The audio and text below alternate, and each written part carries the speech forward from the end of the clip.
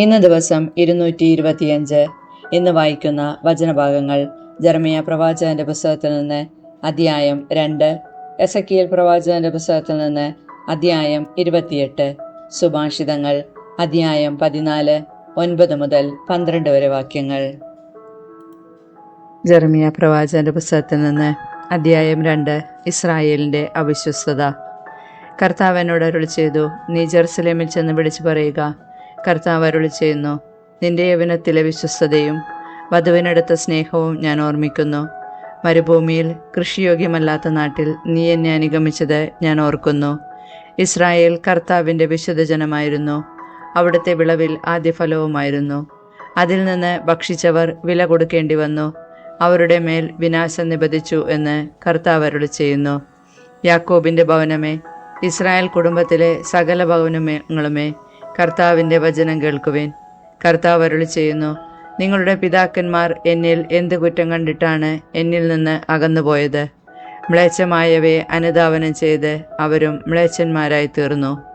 ഈജിപ്തിൽ നിന്ന് മോചിപ്പിച്ച് വിജനഭൂമിയിലൂടെ മരുപ്രദേശങ്ങളും ഗർത്തങ്ങളും നിറഞ്ഞ വരൾച്ച ബാധിച്ച മരണത്തിൻ്റെ നിഴൽ വീണ നാട്ടിലൂടെ ഞങ്ങളെ നയിച്ച കർത്താവ് എവിടെയെന്ന് അവർ ചോദിച്ചില്ല. ഞാൻ നിങ്ങളെ സമൃദ്ധി നിറഞ്ഞ ഒരു ദേശത്തേക്ക് കൊണ്ടുവന്നു.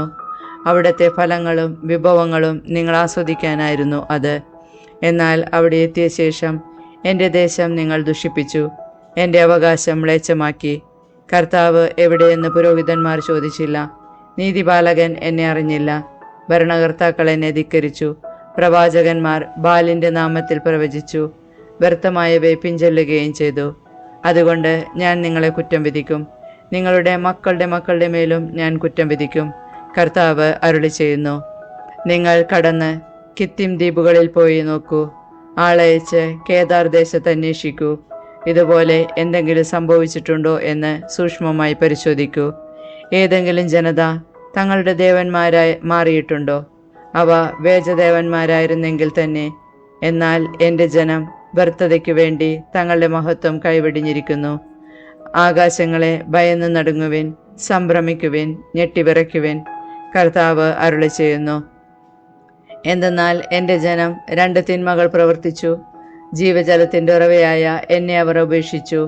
ജലം സൂക്ഷിക്കാൻ കഴിവില്ലാത്ത പൊട്ടക്കിണറുകൾ കുഴിക്കുകയും ചെയ്തു. ഇസ്രായേൽ അടിമയാണോ? അടിമയായി ജനിച്ചവനാണോ? അല്ലെങ്കിൽ പിന്നെ എന്തിനാണ് അവൻ ആക്രമണത്തിനിരയാകുന്നത്? സിംഹങ്ങൾ അവൻ്റെ നേരെ ഗർജിച്ചു, അത്യുച്ചത്തിൽ അലറി. അവൻ്റെ നാട് അവ മരുഭൂമിയാക്കി, അവൻ്റെ നഗരങ്ങൾ നശിപ്പിച്ച് വിജനമാക്കി. മാത്രമല്ല, മെംഫിസിലെയും തഹ്ഫാസിലെയും ആളുകൾ നിന്റെ ശിരസിലെ കിരീടം തകർത്തു. യാത്രയിൽ നിന്നെ ദയിച്ച ദൈവമായ കർത്താവിനെ ഉപേക്ഷിക്കുക വഴി നീ ഇവയെല്ലാം സ്വയം വരുത്തിവെച്ചതല്ലേ? നൈൽ നദിയിലെ വെള്ളം കുടിക്കാൻ ഈജിപ്തിൽ പോകുന്നതുകൊണ്ട് നിനക്കെന്ത് ഗുണമുണ്ടാകും? യൂഫ്രട്ടീസിലെ വെള്ളം കുടിക്കാൻ അസീറിയയിൽ പോകുന്നതുകൊണ്ട് നിനക്കെന്ത് ഗുണമുണ്ടാകും? നിന്റെ തന്നെ ദുഷ്ടതയായിരിക്കും നിന്നെ ശിക്ഷിക്കുക, നിന്റെ അവിശ്വസ്തതയായിരിക്കും നിന്നെ കുറ്റം വിധിക്കുക. നിന്റെ കർത്താവായ ദൈവത്തെ ഉപേക്ഷിക്കുന്നത് എത്ര ദോഷകരവും കയ്പ് നിറഞ്ഞതുമാണെന്ന് നീ അനുഭവിച്ചറിയും.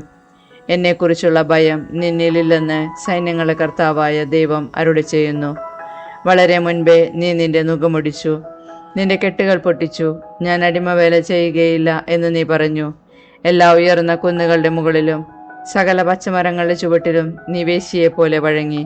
തിരഞ്ഞെടുക്കപ്പെട്ട വിശിഷ്ട മുന്തിരിച്ചെടിയായിട്ടാണ് ഞാൻ നിന്നെ നട്ടത്. പിന്നെ എങ്ങനെ നീ ദുഷിച്ച് കാട്ടുമുന്തിരിയായി തീർന്നു? എത്രയേറെ താളിയും കാരവും തേച്ച് കുളിച്ചാലും നിന്റെ പാപക്കറ എൻ്റെ മുൻപിലുണ്ടായിരിക്കും എന്ന് ദൈവമായ കർത്താവ് അരുളി ചെയ്യുന്നു. ഞാൻ മലിനിയല്ല, ബാലിൻ്റെ പിറകെ പോയിട്ടില്ല എന്ന് പറയാൻ നിനക്കെങ്ങനെ സാധിക്കും? താഴ്വരയിൽ പതിഞ്ഞ നിന്റെ കാൽപ്പാടുകൾ കാണുക, ചെയ്ത കുറ്റം സമ്മതിക്കുക. ഉന്മത്തിയായി പാഞ്ഞു നടന്ന പെണ്ണൊട്ടകമായിരുന്നു നീ. മരുഭൂമിയിൽ പരിചയിച്ച കാട്ടുകഴുത. മതം പൂണ്ട് മത്തുപിടിച്ച് അവൾ ഓടുകയായിരുന്നു. അവളുടെ വിഷയാസക്തി ആർക്ക് നിയന്ത്രിക്കാനാവും? അവളെ ആഗ്രഹിക്കുന്നവർക്ക് അവളെ തേടിപ്പോകേണ്ടി വരില്ല. മൈഥുന മാസത്തിൽ അവൾ അവരുടെ മുൻപിലുണ്ടാകും. നിന്റെ ചെരുപ്പ് തേഞ്ഞു പോകാതെ സൂക്ഷിക്കുക, തൊണ്ട വരണ്ടു പോകാതെയും. എന്നാൽ നീ പറഞ്ഞു, അത് സാധ്യമല്ല, ഞാൻ അന്യരുമായി സ്നേഹബന്ധത്തിലാണ്, അവരുടെ പിന്നാലെ ഞാൻ പോകും.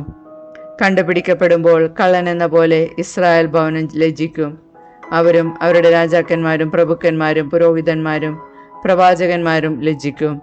നീ എൻ്റെ പിതാവാണ് എന്ന് മരക്കഷ്ണത്തോടും നീ എൻ്റെ മാതാവാണ് എന്ന് കല്ലിനോടും അവർ പറയുന്നു. അവർ മുഖമല്ല പൃഷ്ഠമാണ് എൻ്റെ നേരെ തിരിച്ചിരിക്കുന്നത്. എന്നാൽ അനർത്ഥം വരുമ്പോൾ അവർ വന്ന് എന്നോട് ഞങ്ങളെ രക്ഷിക്കണമേ എന്ന് പറയുന്നു. യൂദ, നീ നിനക്കായി നിർമ്മിച്ച ദേവന്മാരെവിടെ? നിന്റെ കഷ്ടകാലത്ത് നിന്നെ രക്ഷിക്കാൻ കഴിവുണ്ടെങ്കിൽ അവർ എഴുന്നേറ്റ് വരട്ടെ. നിന്റെ നഗരങ്ങളുടെ എണ്ണത്തിനൊപ്പം ദേവന്മാർ നിനക്കുണ്ടല്ലോ.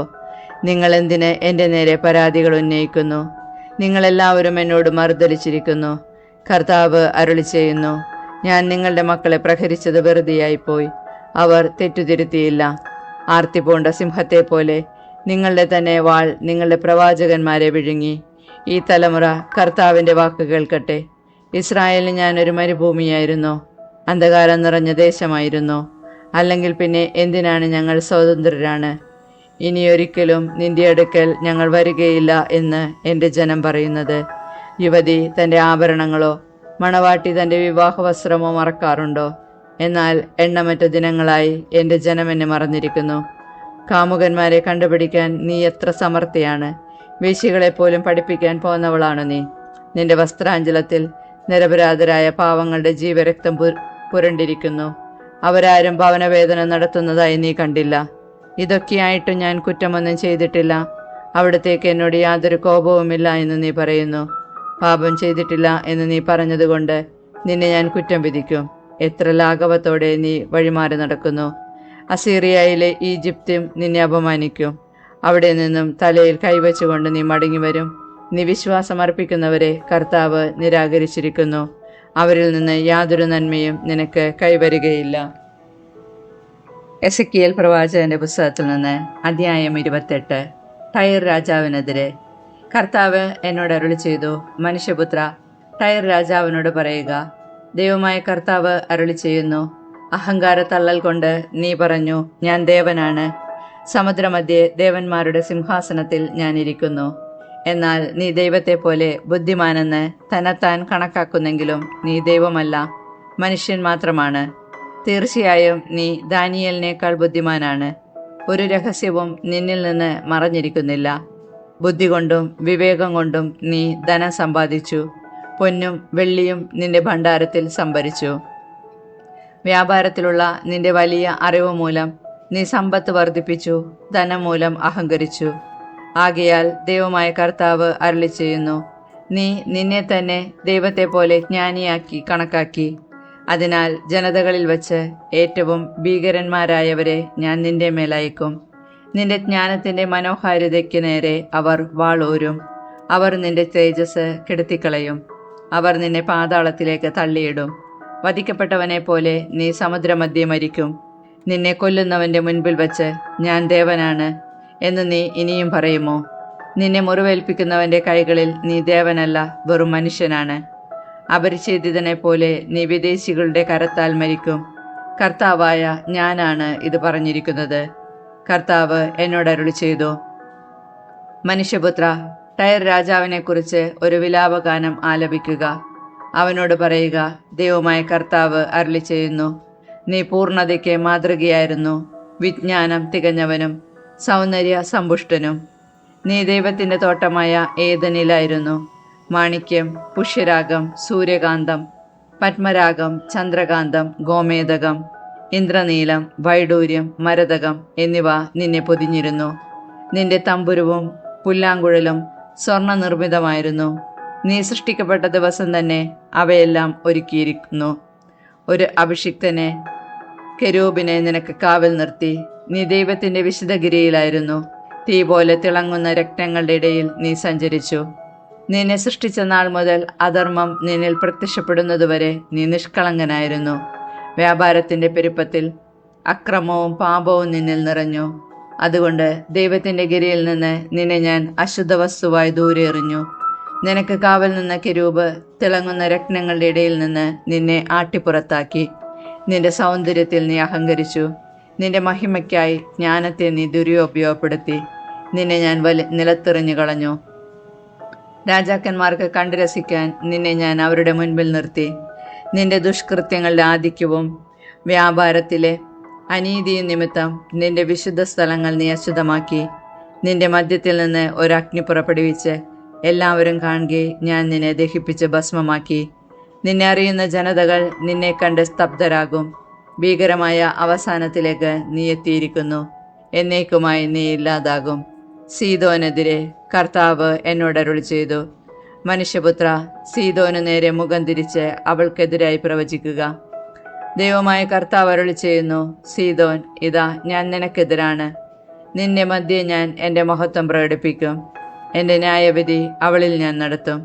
എൻ്റെ വിശുദ്ധി അവളിൽ ഞാൻ വെളിപ്പെടുത്തും. ഞാനാണ് കർത്താവെന്ന് അപ്പോൾ എല്ലാവരും അറിയും. ഞാൻ അവളുടെ നേരെ പകർച്ചവ്യാധികളെ അയക്കും. അവരുടെ തെരുവീതികളിൽ രക്തമൊഴുക്കും. ചുറ്റും നിന്ന് അവർക്കെതിരെ വരുന്ന വാളേറ്റു മരിക്കുന്നവർ അവളുടെ മധ്യത്തിൽ വീഴും. ഞാനാണ് കർത്താവെന്ന് അപ്പോൾ അവർ അറിയും. ഇസ്രായേലിന് രക്ഷ. ഇസ്രായേൽ ഭവനത്തെ നിന്ദിച്ച അയൽക്കാരിലാരും മേലിൽ കുത്തുന്ന മുൾപ്പടർപ്പോ മുറിവേൽപ്പിക്കുന്ന മുള്ളോ ആയിരിക്കുകയില്ല. ഞാനാണ് ദൈവമായ കർത്താവെന്ന് അപ്പോൾ അവർ അറിയും. ദൈവമായ കർത്താവ് അരുളി ചെയ്യുന്നു, ജനതകളുടെ ഇടയിൽ ചിതറിക്കിടക്കുന്ന ഇസ്രായേൽ ഭവനത്തെ ഞാൻ ഒന്നിച്ചു കൂട്ടും. ജനതകളുടെ മുൻപിൽ വെച്ച് ഞാൻ എൻ്റെ വിശുദ്ധി അവരിൽ വെളിപ്പെടുത്തും. എൻ്റെ ദാസനായ യാക്കോബിന് ഞാൻ നൽകിയ അവരുടെ സ്വന്തം ദേശത്ത് അവർ വസിക്കും. അവർ അവിടെ സുരക്ഷിതരായിരിക്കും. അവർ വീട് പണിയുകയും മുന്തിരിത്തോട്ടം നട്ടുപിടിപ്പിക്കുകയും ചെയ്യും. അവരോട് അവജ്ഞയോടെ പെരുമാറിയ ചുറ്റുമുള്ളവരുടെ മേൽ ഞാൻ വിധി നടത്തുമ്പോൾ അവർ സുരക്ഷിതരായിരിക്കും.